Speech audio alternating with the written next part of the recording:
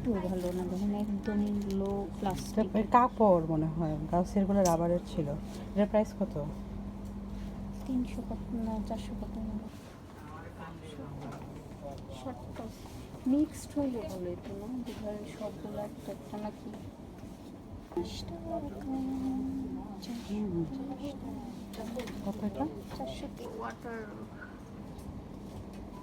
Garden water. ডেকোরেশনের জন্য। ইসলাম এগুলো স্টিক কত করে?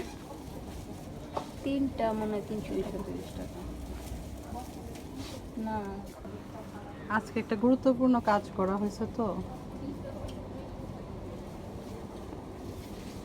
না সেটা তো করে আসছেন তো, সমস্যা নেই।